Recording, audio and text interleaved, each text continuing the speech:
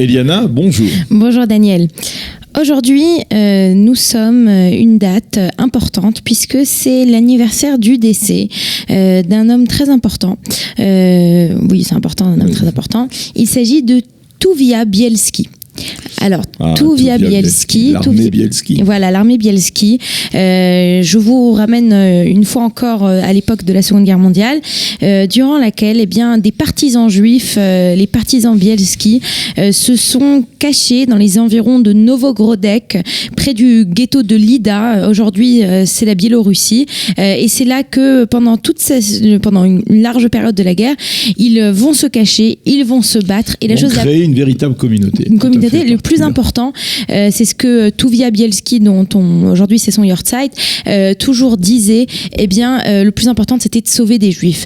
Alors il faut comprendre que on appelait ça le groupe Bielski parce qu'il y avait 4 frères Bielski, c'était une famille de 11 enfants. Et 4 des frères vont s'enfuir plutôt de façon très tôt dans le temps, on va dire ça comme ça. Tuvia, Assel, Alexandrov et Aaron. Tuvia, lui, avant la guerre, avait un petit magasin, et quand en 1939, cette partie qui appartenait à la Russie tombe dans les mains soviétiques, les soviétiques, bien entendu, le voient comme un ennemi du peuple, puisque c'est un petit bourgeois, puisqu'il a des possessions, il a un magasin. Et donc très rapidement, Tuvia va se cacher, va quitter la ville et va se mettre un petit peu à l'extérieur.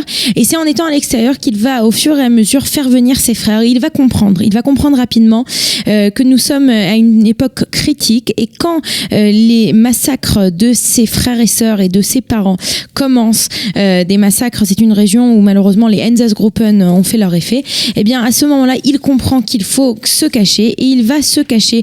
C'est-à-dire, il y a une partie de la famille qui a déjà péri. Voilà, donc sur les 11 enfants, il n'y en a que 4 qui vont survivre aux Einsatzgruppen, et sur les 4, il y en a un qui va mourir pendant les batailles. Et donc ils vont se réfugier dans la forêt, et ils vont très rapidement s'organiser en tant que résistance, et ils vont faire leur travail de telle qualité qu'ils vont être reconnus par les partisans soviétiques, et ils vont recevoir, si vous voulez, le statut de résistant aux nazis. Il y avait une coordination avec les partisans. Il y avait donc cette coordination. Alors ce qui est très important de dire, c'est que Tuvia, donc il parlait plusieurs langues, il parlait 6 langues sans un accent.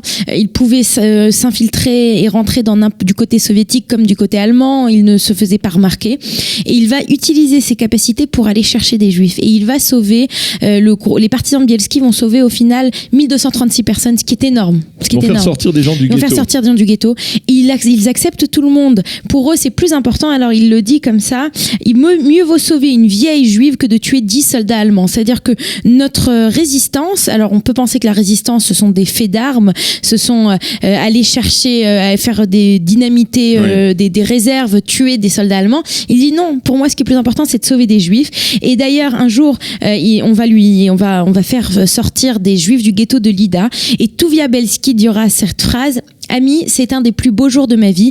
Voici les joies de pareils moments que je vis. Regardez combien de gens on a pu sortir du ghetto. Je ne peux rien vous promettre. Nous essayerons de survivre, mais nous pouvons mourir, et nous tenterons de conserver la vie le plus longtemps possible. Nous acceptons tout le monde et ne rejetons personne, ni les vieillards, ni les enfants, ni les femmes.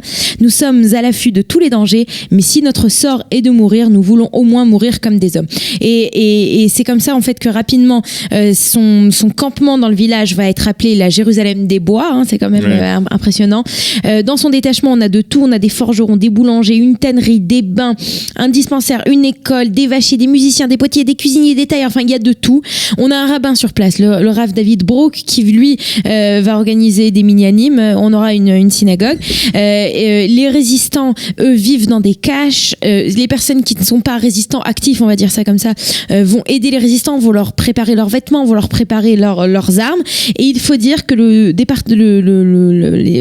détachement Bielski, leurs saboteurs étaient considérés comme les meilleurs et imposaient le respect au sein des partisans. Donc c'est cette personne assez incroyable qui est morte sans un sou à New York des années plus tard, qui a D'ailleurs, étonnant, parce que c'est une question à se poser. je ne sais pas exactement. Est-ce que le souvenir de Tuvia Bielski est alors ici justement, c'est pour ça qu'il faut en parler. Alors, Tuvia Bielski et ses 3 frères qui sont encore en vie vont s'installer en Israël après la création de l'État.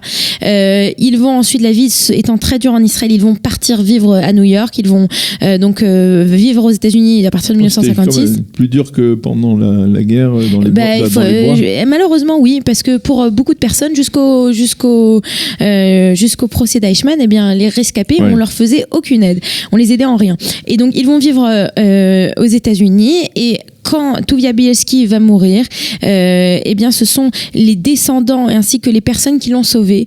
Donc aujourd'hui, il y a plus de 10 000 personnes qui sont descendants des personnes qui ont été sauvées par Bielski, qui vont payer pour rapatrier son corps et l'enterrer à Aram Nuchot, donc pas très loin d'ici. C'est là qu'il est enterré. Et j'aimerais porter un message. C'est en fait comme ça que j'ai pensé à ce jour hier.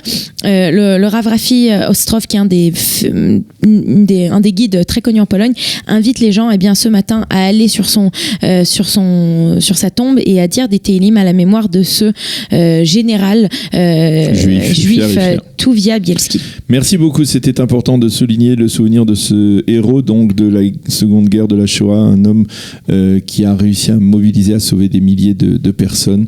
Merci d'avoir rappelé son souvenir ce matin, Eliana. La suite de notre programme dans quelques instants.